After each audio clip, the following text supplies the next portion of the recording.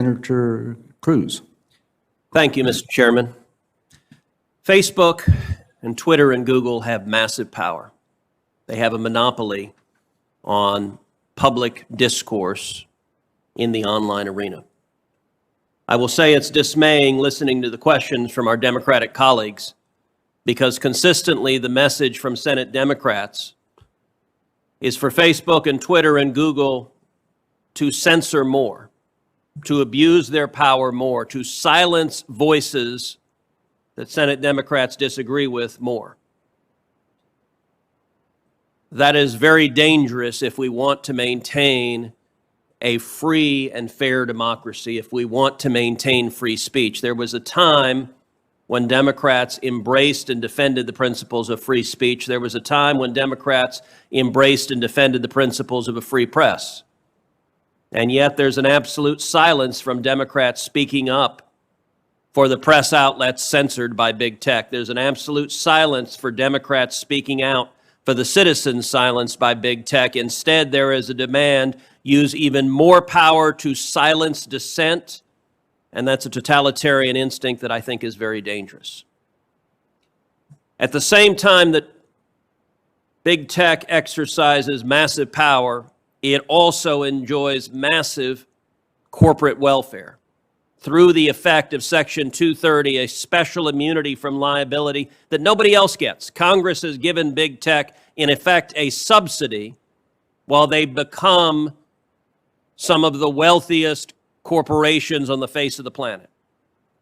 Mr. Dorsey, I want to focus primarily on Twitter and ask you initially, is Twitter a publisher? Is Twitter a publisher?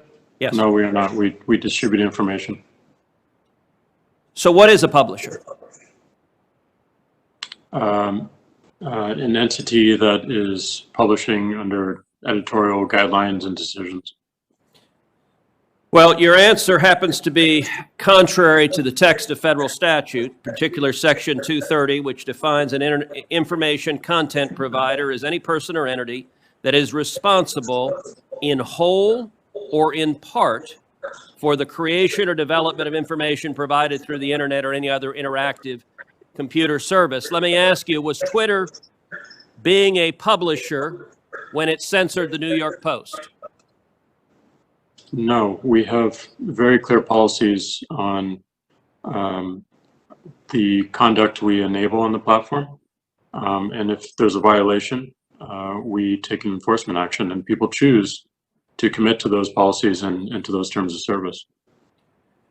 Except your policies are applied in a partisan and selective manner. You claim it was hacked materials, and yet you didn't block the distribution of the New York Times story that alleged to talk about President Trump's tax returns, even though a federal statute makes it a crime to distribute someone's tax returns without their consent. You didn't block any of that discussion, did you?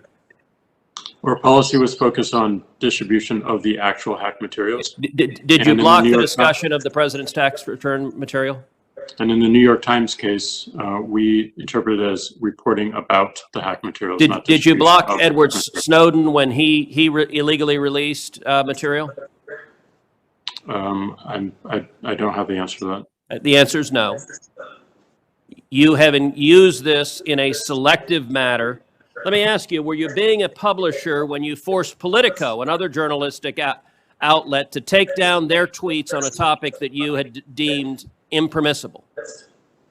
No, we were enforcing our policy and our terms of service. So on October 15th, Jake Sherman, a reporter at Politico, tweeted the following. I tweeted a link to the New York Post story right after it dropped yesterday morning. I immediately reached out to the Biden campaign to see if they had any answer. I wish I'd given the story a closer read before tweeting it. Twitter suspended me. So you actually have a reporter reporting on a story, asking the other side for comment. And Twitter says, hi, Jake Sherman, your account at Jake Sherman has been locked for violating Twitter rules. Now, what did the Politico reporter do? Immediately tweets after that, my goal was not to spread information. Well, that's a little worrisome just in and of itself. My goal was to raise questions about the story. Oh, my overlords in Silicon Valley, I was attacking the New York Post. You don't understand. I was attacking them, as I did in subsequent tweets, and see how the Biden campaign was going to respond. They later did respond. And then, not long after, Jake Sherman comes back with, my account is clearly no longer suspended. I deleted the tweet. When Twitter is editing and censoring and silencing, the New York Post, the newspaper with the fourth highest circulation in the country, and Politico, one of the leading newspapers in the country, is Twitter behaving as a publisher when it's deciding what stories reporters are allowed to write and publish and what stories they're not? No, and that account was not suspended. It fell afoul of the hacked materials policy.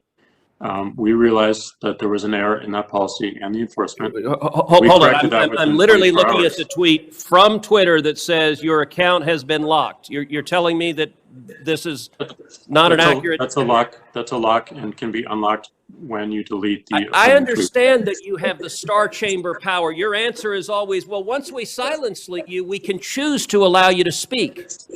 But you are engaged in publishing decisions. Let me shift to a different topic. Mr. Dorsey, does voter fraud exist? I don't know for certain. Are you an expert in voter fraud? No, I'm not. Well, why then is Twitter right now putting purported warnings on virtually any statement about voter fraud? We're simply linking to a broader conversation so that people have more information. No, you're not. You put up a page that says, quote, voter fraud of any kind is exceedingly rare in the United States. That's not linking to a broader conversation. That's taking a disputed policy position, and you're a publisher when you're doing that. You're entitled to take a policy position, but you don't get to pretend you're not a publisher and get a special benefit under Section 230 as a result. That link is pointing to a broader conversation with tweets from publishers and people all around the country. Mr. Dorsey, would the following statement violate Twitter's policies? Quote, absentee ballots remain the largest source of potential voter fraud.